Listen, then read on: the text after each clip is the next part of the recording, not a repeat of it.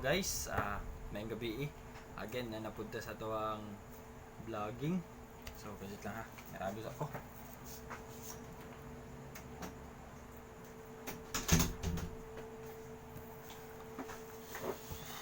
Sarado na. So again guys, na napunta sa tuwang personal vlog and actually more on narrative vlog lang ni siya and commenting, opinion and reaction vlog.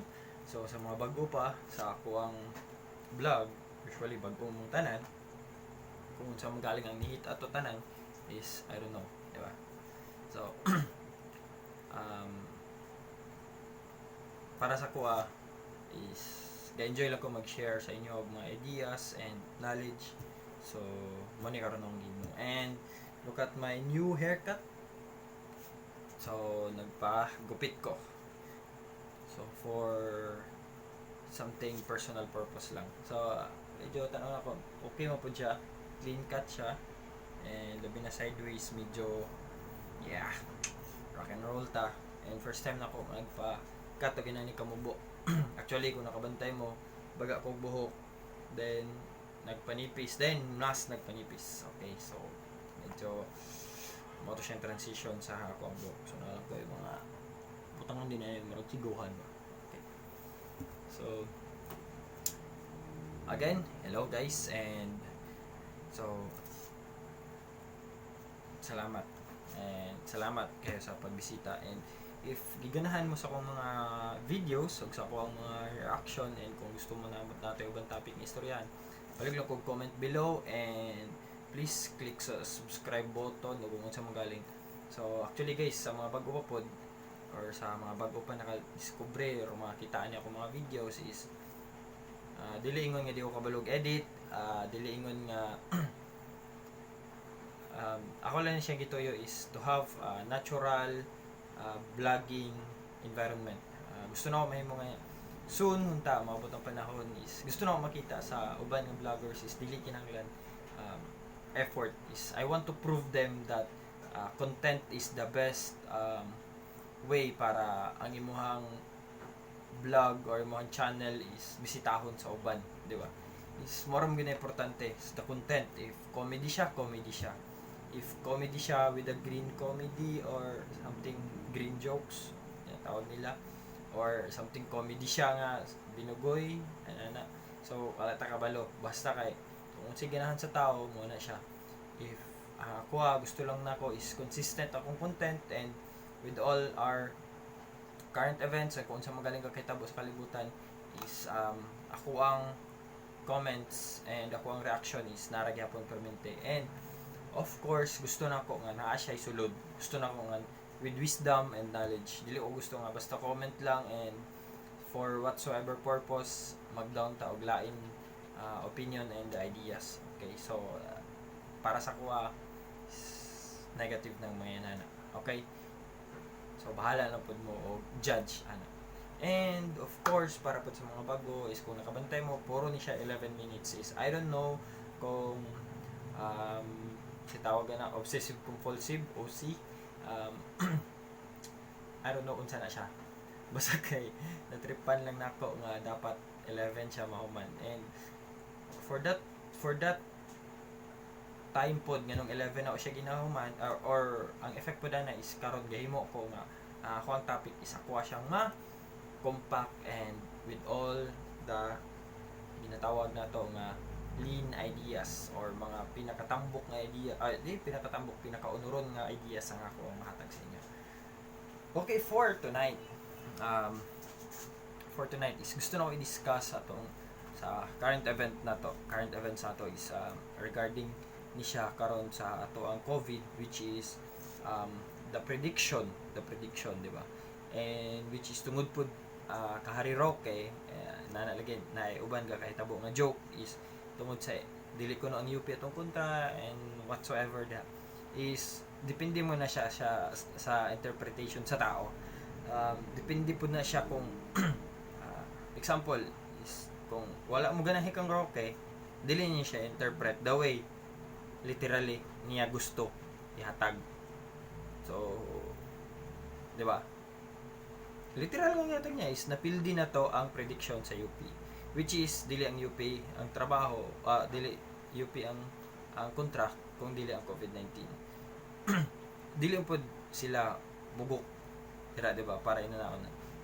Ako lang is daghan mo mga figure of speech, and for us labi na mga bright na kaayo is atoan na silang ato ang gina-deliberate ang every ginaingon sa tao up to the kung unsay gusto na to pod ihatag nga reaction ana, which is klaro kaayo nga di siya gusto mo agree kang Roque, and I don't know kinsa na sila.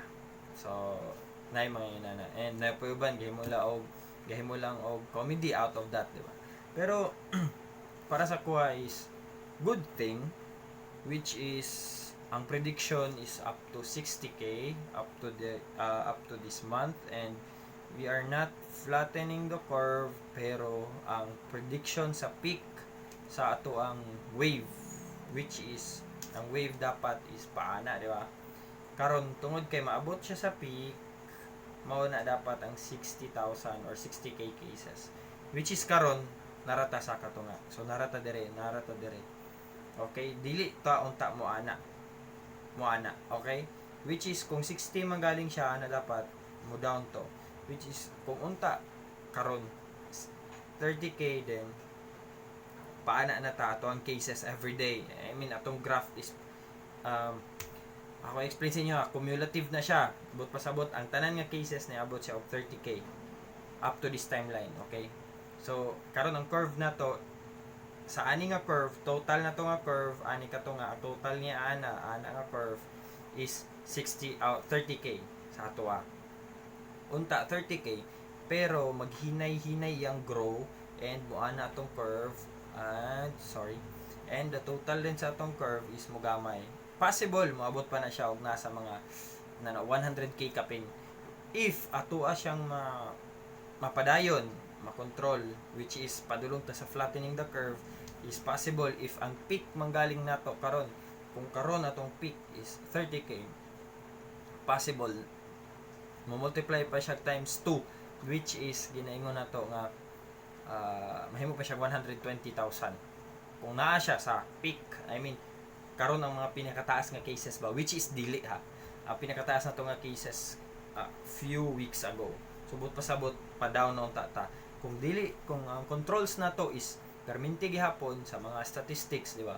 If exist gihapon na tong controls, strict gihapon na tong implementation, and all of that is ma-flatten na tong curve. Dili na to siya ma-flatten ana Kung dili naa ang curve diha, then pag abot diri mo flat na. Ana din ang case. Which is ana ang curve mo flat na dayon dire. Okay, kamo na balag imagine. Kaysa sa katong lang expect na 60k tas 10 ay if ano para yan. So depende to kung ginsan lang pag-calculate. So ina na to ang explanation, di ba? Which is positive para sa kuha. But pasabot ang prediction nila ang base, of course based na siya sa kung unsa man galing ang atong behavior atong nga time. If inatog gihapon ang ato ang control ato nga time, gi-exist gihapon to siya nga katurog gihapon nga control. So mo to siya dapat 60k, which is nagdungag man ta og controls niyo boss, and tungod ana nang utang ta. So another monetary na pod nga gi-invest sa atong gobyerno para pod sa iyang mga tao. And of course unta mabayaran nato na due to sa ato ang economic stand sa karon nga panahon. Kung pasabot ganyan na bangon nato ekonomiya, and we have to support that. We all have to support our economy, okay? Ayaw mo pag-order sa gawas sa nasod. I mean, buy and sell and so whatsoever. Okay, kung saan magaling na itong mga tax, and we will discuss that for our next topic. But for now, Mr. Roque did give a good tawagan na impression para sa mga tao. Positive to siya, which is kung ang uban pod if did not understand that or did not want to understand that is ilahapon ng stand along the way is naatay ginatawag nga check and balance. So if naay kahadlok ang atong administration kay naay manaway sa ilaha, and they are the checkers. Katong mga nanaway, mga critics, which is they are the checkers. And we have to maintain that balance. Dili sila mo sobra ang critics, and at the same time dili mo sobra og control ang atong government, which is good. And that is good kay natay ginatawag na to nga open communication throughout our country. And I encourage you all, give your thoughts about this, okay? And thumbs up sa mga tao nga ga-effort, not only the government, the private sector, and all individual contributors, frontliners, and kinsa pa ng mga gatabang. So, congrats sa atuang nahimo. And thank you, that's all. Good night.